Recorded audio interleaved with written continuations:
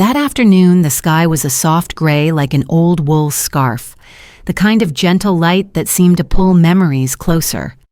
In the small kitchen, Helen Marsh, 73, was tying the strings of her apron with hands that had spent more than half a lifetime working with needles and thread. On the counter, the warm cinnamon apple pie she had just taken out of the oven filled the room with a scent that lingered like the breath of a distant time. He's loved this since he was 7, she thought. Back then, just the sound of a spoon scraping the mixing bowl was enough to make the boy run into the kitchen, eyes shining like morning sunlight. Today, Mark had texted her to come for a close family dinner, a rare phrase, an invitation she had quietly hoped for over many months. Helen adjusted the shawl around her shoulders, lifted the pie tray with both hands, and headed to the car. The road to Mark's house wound past fading autumn lawns, trembling lightly in the wind. When she arrived, the warm yellow porch light glowed softly, a light that looked almost welcoming. She hadn't even raised her hand to knock when the door cracked open, just enough to reveal half of Victoria's face. Her smile was polite and proper, yet cold enough to convey no warmth of greeting. "Helen," her voice steady, "tonight might not be the best night for you to join." Helen froze. "What do you mean, not the best night?"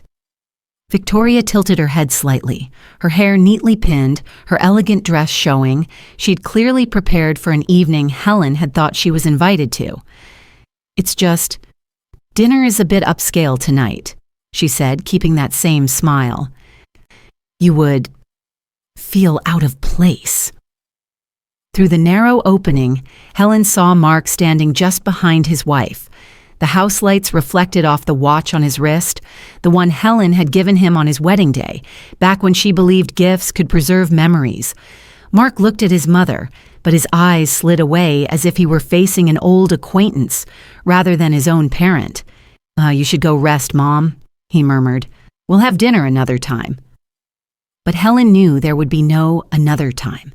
They had used that phrase for years, every time they wanted to push her out of plans she thought she belonged to. She stood there, holding the warm pie in her hands. "This is your favorite," she said softly, but neither Mark nor Victoria looked down. "Another time, Mom," Mark repeated, his voice gentle but hollow. Helen said nothing more. She turned, stepping down the 3 porch steps with old legs that still tried to stay steady. And just then, the porch light clicked off, leaving her standing in the dim gray sadness of the late afternoon.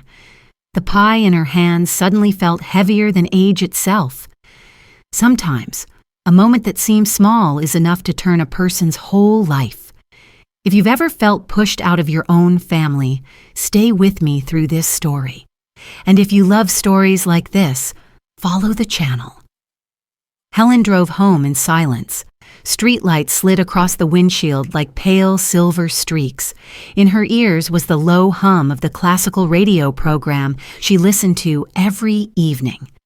When she arrived, she locked the door and set the pie tray on the kitchen table without turning on the lights. The glow from the neighbor's house shone through the window frame, outlining the old armchair and the faded blanket that had been with it for time. The small drawer beside the sink was still stuck, just as always. Helen used just enough force to pull it open. The wood creaked softly in its familiar way. Inside was something she had kept for years, a hardcover notebook where she recorded every expense she had paid for Mark and his family.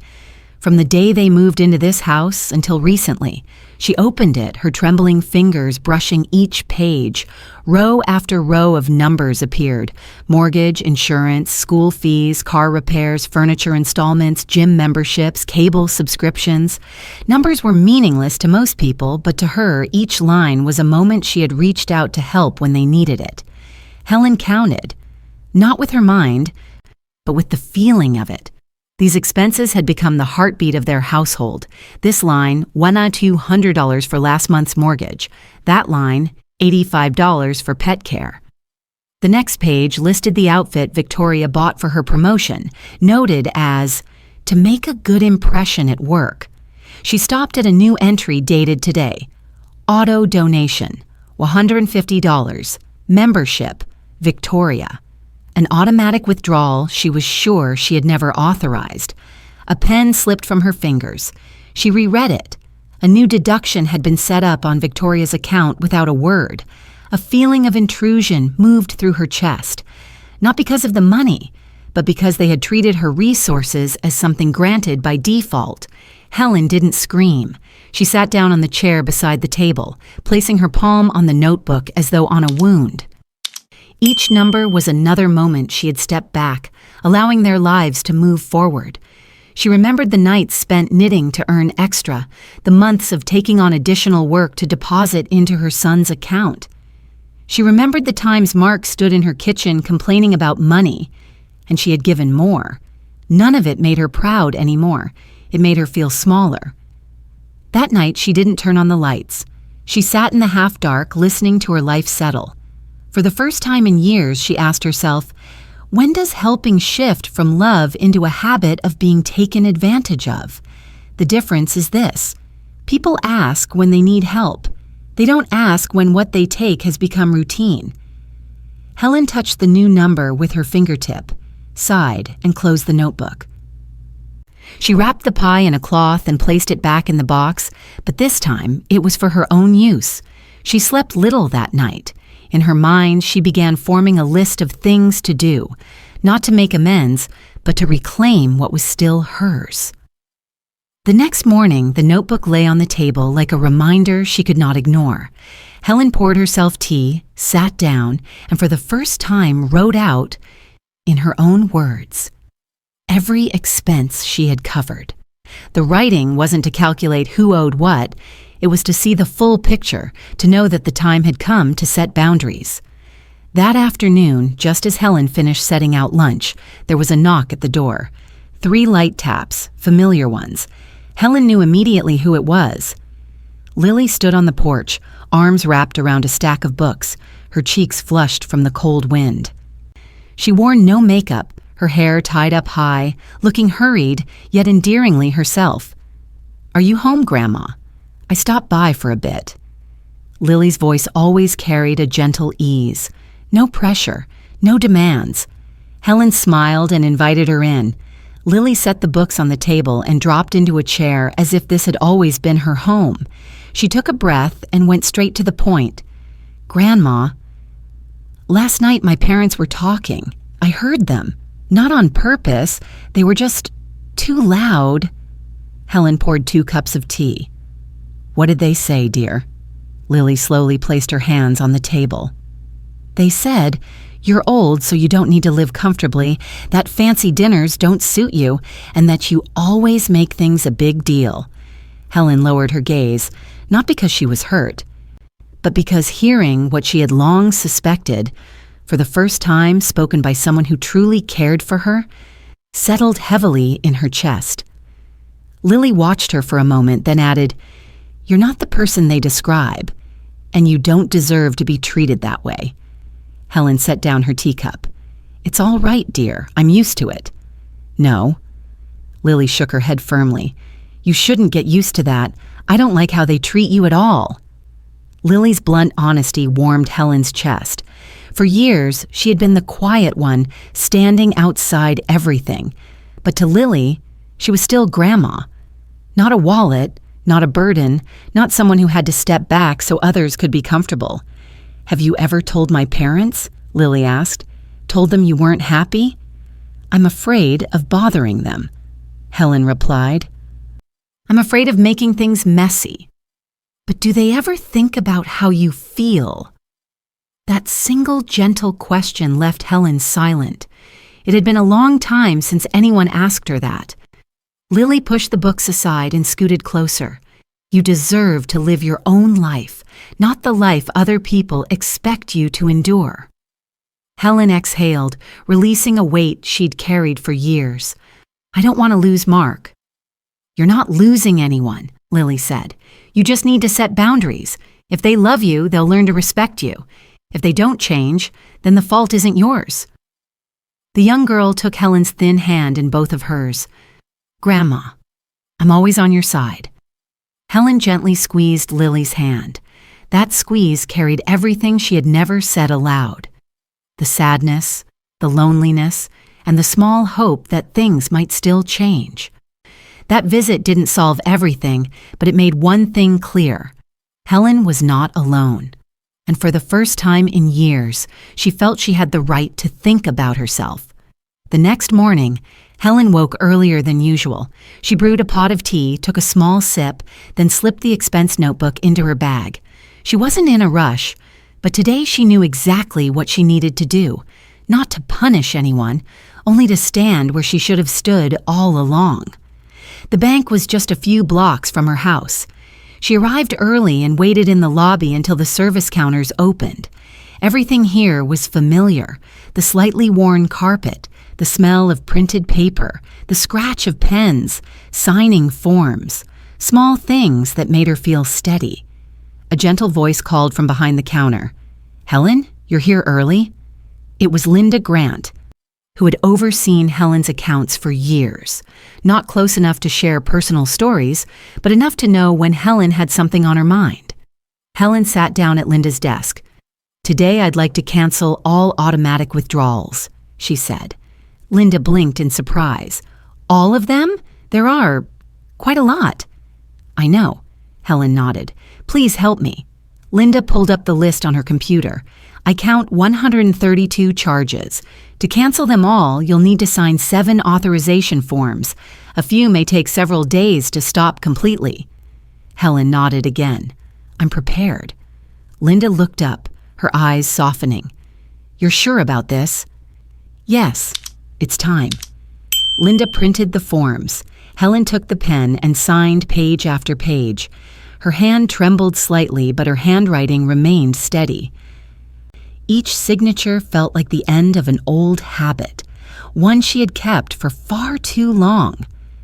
When she finished, Helen leaned back and breathed out. Linda gathered the papers, slipping them into a folder. "This was a hard thing to do, but it seems you've thought it through." Helen looked down at her hands. The hands that had cared for her son, worked late nights to cover shortages, and always stepped in whenever they needed help. "I've paid for an entire family," she said slowly, "but they never once asked if I was all right." Linda stayed silent. Sometimes silence is the fullest form of listening. When Helen stepped out of the bank, she stood at the doorway for a few seconds to breathe. It wasn't as heavy as she had expected. Not sad, just light, in a way she had forgotten could exist. The road ahead looked the same. But Helen walked more slowly and with her back straighter, as though she had reclaimed an important part of herself. 2 days later, Helen visited the office of attorney Harold Kane. She had scheduled a morning appointment because she wanted everything settled clearly, with no further delays. Harold's office was in an old red brick building, familiar to her from the days when George was still alive. Harold was reading a file when he saw Helen walk in. He stood up with a gentle smile. "Helen, it's been a while. How have you been?" "I'm fine. I need you to revise my will and create a new trust." Harold pulled out a chair for her. "What's going on? If you want to redistribute your assets, I need to understand why." Helen placed the expense notebook on the table. She didn't open it. She didn't need to.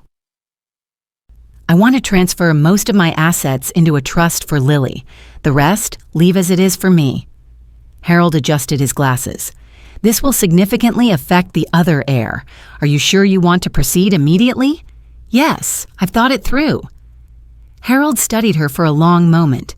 He'd worked with Helen for over 20 years, familiar with both her careful nature and her gentle heart.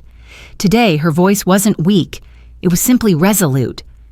"Are you doing this out of sadness or anger?" he asked. Helen shook her head. "No, I'm doing it to preserve what's left of my dignity. I've given my son too much to the point he thinks it's a given. Now I want to keep what belongs to me." Harold nodded slowly, as if understanding. "I'll draft the updates today. As for the trust, do you want Lily to have full authority after you pass? Or should it be released in portions?" "Give her full authority," Helen replied. "I trust her more than anyone." Harold smiled softly. Lily is a good girl. Helen looked down at her hands. She's the only one who ever asked how I felt. A moment later, Harold turned to a sheet in an old file. I should tell you this. Last year, Mark contacted me asking about your financial situation. I didn't disclose anything, but I thought you should know. Helen sat still. She wasn't surprised, but hearing it from someone else still stung. Thank you, she said. That's all I needed to know. Harold placed a fresh stack of documents in front of her. All right, we'll start making the changes now. Helen signed page after page. Everything unfolded calmly, clearly. When she set down the pen for the last time, she felt as if she had closed a long, neglected door she had never dared to touch. As she walked out of the office, Harold called after her. Helen, you're doing the right thing. Not everyone has the courage to reset their life at this age. Helen turned back with a small smile.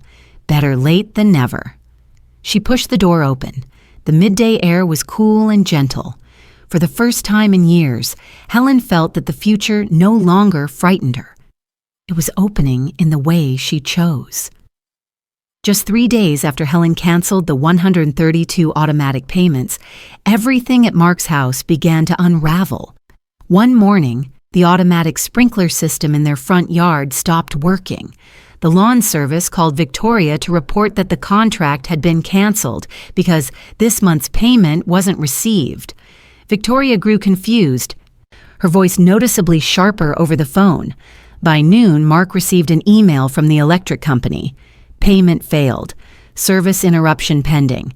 He read it again and again, assuming the bank system had malfunctioned, but less than an hour later, another message arrived. This time from the mortgage lender. This month's payment had not been processed. Mark began to grow irritated. He opened the banking app, tapping repeatedly, but every automatic transaction linked to his mother returned an error. A few minutes later, Victoria came rushing down the stairs, sounding more agitated than before. The pet care service says this month's fee hasn't been paid. I don't understand what's going on. Did we forget something? Mark didn't answer. He was staring at his phone screen, where a line of text appeared clearly. Credit account closed at the owner's request. His breath caught for a moment. The arguing began. Victoria pressed him relentlessly. Have you talked to your mother? Why would she close it? We still have a ton of payments pending. Mark stood up, frustration rising in his voice. I'll call her. He called once. Helen didn't answer. A second time. Still nothing. Messages piled up, but none were read. By late afternoon, every ring and every notification became part of a long, unanswered chain. Victoria threw her phone onto the sofa. I don't get it. What is she trying to do? Just cut everything off? Mark sat still, hands clenched. He didn't dare say it aloud, but the answer was already forming inside him. He knew his mother hadn't done this by accident. For the first time in years, he felt afraid. Not because of the unpaid bills, but because he realized he didn't know what he was losing besides his mother's support. The last message he sent that day was short, almost frantic. Mom, what's going on? Please call me. But Helen remained silent. The next afternoon, as Helen was rinsing her teacup, the sound of a car stopping at the gate made her pause. Mark stepped out, looking noticeably worn. His shirt was wrinkled, his tie crooked, and his eyes had lost their usual confidence. He knocked once, not forcefully, not urgently. Helen opened the door, keeping the same calm expression as always. May I come in? Mark asked, his voice low and hoarse. She nodded. The two sat down in the living room. Mark didn't speak right away. He rubbed his hands together as if searching for words, but not knowing where to begin. Finally, he sighed. The payments. They aren't going through anymore. Everything is failing. I honestly don't understand why you did this. Helen looked straight at him. No blame, no excessive softness. You're that worried? Of course I'm worried, Mark replied, a bit sharp. We have expenses, responsibilities. You stopped everything so suddenly. It put me in a very difficult position. Helen rested her hands in her lap, her voice steady. Mark, Your life isn't something I built for you. I only helped when you needed it. But for a long time now, you haven't seen that as help, only as obligation." Mark lowered his head. She continued softly but clearly. "If you came here to blame me, I have nothing to say. But if you came because you're afraid, then I want you to be honest with yourself." Mark tightened his hands together. He muttered, "I just don't know how to manage things right now. Everything happened at once. I'm overwhelmed." Helen was silent for a moment. She slowly opened a drawer and took out an old card, its paper yellowed with age. She placed it in front of him. He read the childish handwriting. "My son will always protect Mommy. Mark, 8 years old." Mark touched the card, his eyes slightly red. Helen spoke softly, almost like a breath. "Back then, you believed you could protect me. But now you let me carry your life for you, without once considering how exhausted I am." Mark swallowed hard, unable to defend himself anymore. After a long moment, he said, "I'm sorry, but you can't just stop everything all at once. We weren't ready." Helen shook her head. "There's no such thing as being ready enough, Mark. It's time for you to stand on your own." He looked at her, confused, ashamed. For the first time, Helen saw genuine remorse in her son's eyes. Victoria arrived at Helen's house the following afternoon. Her car came to a sudden stop in front of the gate. She stepped out, posture straight, holding her handbag close to her side, as if preparing for a negotiation rather than a family conversation. She knocked 3 short taps. Helen opened the door, leaving just enough space to be polite, but not distant.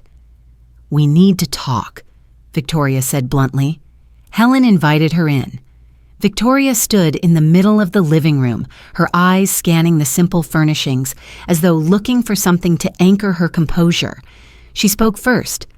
"Mark came home last night in a state of crisis. He said you cut off all financial support, without warning, without discussion." Helen sat down, placing her hands lightly on her knees. "That's correct." Victoria flinched slightly at the bluntness. She continued, "You know what we're dealing with right now. It's a difficult phase. Families are supposed to support each other. We can't adjust this quickly." Helen responded in a steady, measured tone. "Supporting each other is right, but supporting doesn't mean carrying the weight for someone else." Victoria pressed her lips together. "You're making this more serious than it needs to be. Honestly, you're making us feel attacked." Helen looked directly into her eyes, not cold, not soft. "Victoria, have you ever asked how I felt when I was told an old woman doesn't need to live comfortably? Or when I had to stand outside the door of my own son's home?" Victoria opened her mouth to argue, but stopped. For a moment, something rare flickered, uncertainty. "You misunderstood," she said more quietly. "That night, it was just the pressure of hosting. I got swept up." Helen shook her head gently. "It wasn't a misunderstanding. You've grown used to leaving me out of every decision, and when I finally step away for real, that feels strange to you." The words silenced Victoria. She looked down at the carpet, her feet stilling as though she had nowhere stable to stand. "I just wanted to preserve the family's image," she said softly, no longer tense. Helen's voice softened as well. "Everyone wants to protect their image, but respect must come before image." Victoria looked up, her eyes slightly red. Not the tears of weakness, rather the tears of someone realizing they've crossed a line without noticing. "If you could just reopen part of the support, even a small portion," she said, trying to keep her voice steady, "we'll reorganize gradually." Helen shook her head. "No, Victoria, this decision is final. Not to punish anyone, just so I can have a little peace." This time, Victoria didn't argue. She glanced around the room as if searching for some sign of softness, but found none. As she stood up, she spoke quietly. "I will try to understand you better." Helen nodded.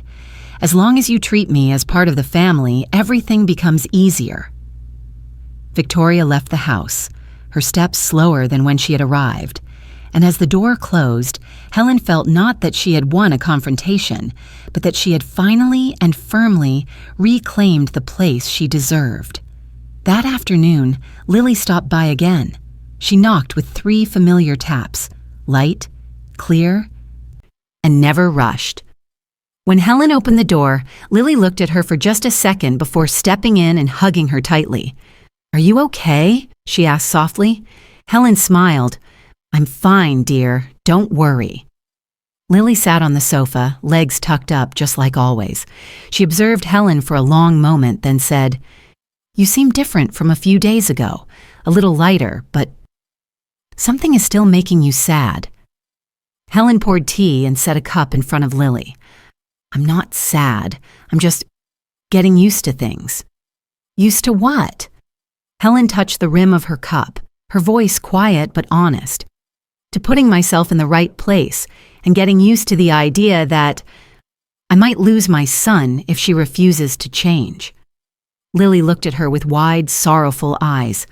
"You're scared?" Helen nodded. "Yes, I'm scared. A mother, no matter how strong, still fears losing her child, but keeping a relationship together only through money, that isn't family anymore." Lily reached out and held her hand, her voice firm.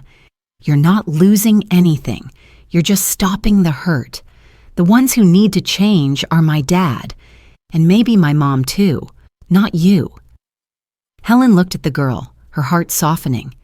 "You really think so?" "Yes, because you're the only one in this family who loves without expecting anything in return. They've gotten too used to receiving. It's time they stand up on their own." Helen exhaled, as though those words touched the very place she had kept quiet for so long. "Lily," she said, "thank you for coming. Just having you here makes me feel much more at ease." Lily rested her head on Helen's shoulder, her voice gentle. "You're not alone. Not ever." In that moment, Helen felt something clearly. Amid the chaos, Lily was the one support that had nothing to do with money or convenience. It was simply love, simple and enough. That night, Helen received a message from Mark. "Mom, tomorrow at 5, we need to talk. I hope you can come." No commands, no accusations. The tone suggested to Helen that things had reached a point where they needed to be addressed directly. The next day, exactly at 5, she arrived at her son's house. The door opened as soon as she pressed the bell. Mark and Victoria were already seated in the living room, their expressions tense but composed. Helen sat down across from them. No one spoke for a while until Mark finally began. "Mom, we want to sort this out. We're really struggling. If you could restore even part of the financial support just until I stabilize again, then..."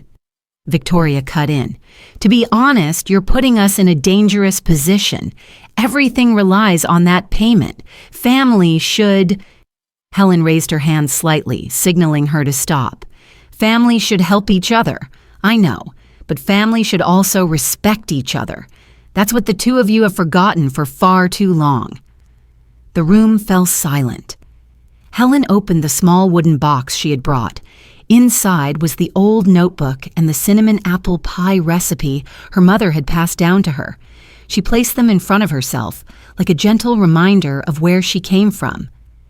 "In the past, I thought helping you during hard times was normal, but then that help became a habit that made you depend on me instead of managing your own life."